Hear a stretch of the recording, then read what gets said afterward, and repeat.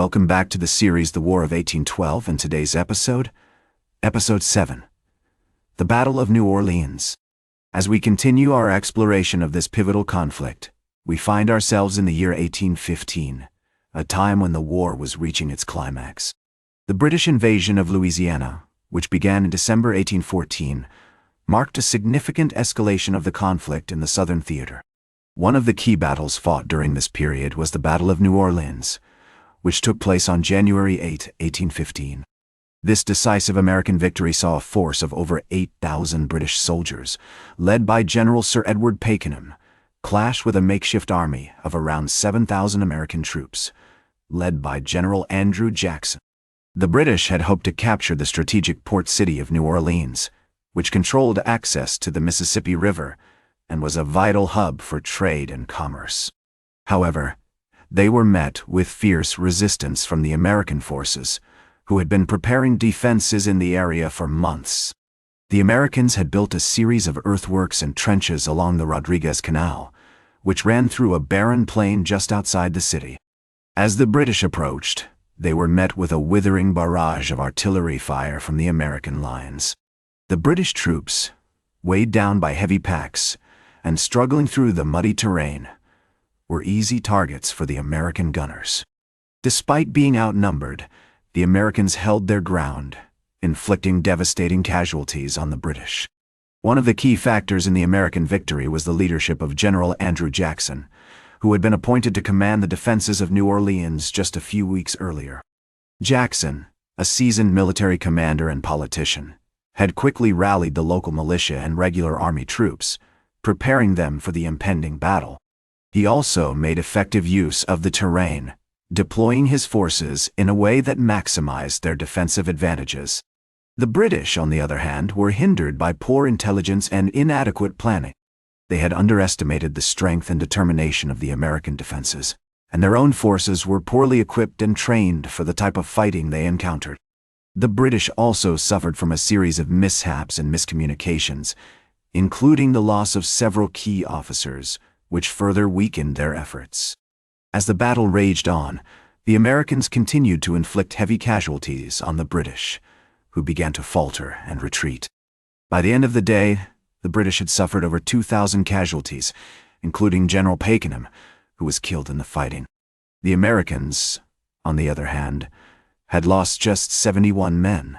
The Battle of New Orleans was a significant turning point in the War of 1812, marking a major defeat for the British and a triumph for the Americans.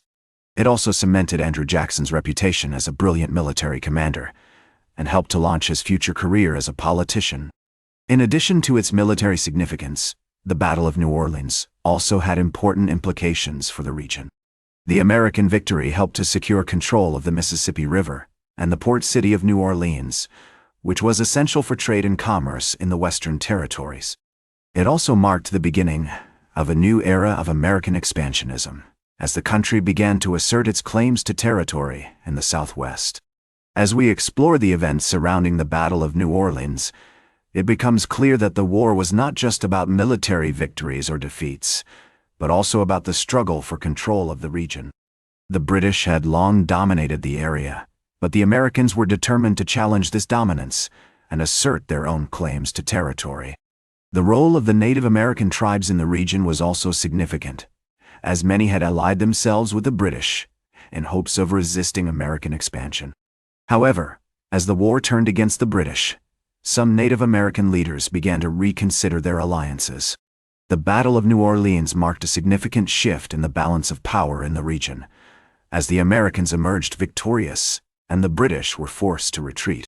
In conclusion, the Battle of New Orleans was a pivotal moment in the War of 1812, marking a major defeat for the British and a triumph for the Americans.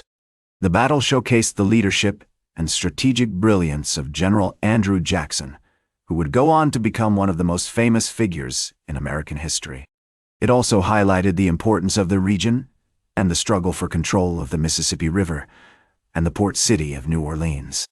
The Treaty of Ghent, signed on December 24, 1814, had officially ended the War of 1812. But news of the treaty had not yet reached the United States when the Battle of New Orleans took place. As a result, the battle was fought in a state of uncertainty, with both sides unaware that the war was already over. As we move forward in our exploration of the War of 1812, it becomes clear that the conflict had far-reaching consequences for the United States and its people. The war marked a significant turning point in American history, as the country began to assert its claims to territory and establish itself as a major world power. The legacy of the Battle of New Orleans can still be seen today, as the city remains an important cultural and economic hub in the United States. The battle also serves as a reminder of the sacrifices made by American soldiers during the War of 1812 and the importance of preserving our national heritage. In our next episode, we will explore the aftermath of the War of 1812 and its impact on American society and politics. We will examine the ways in which the war shaped the country's development and set the stage for future conflicts. Join us as we continue our journey through the history of the War of 1812. Thanks for tuning in to this episode of the War of 1812. If you have any questions or comments, please don't hesitate to reach out. Until next time, goodbye.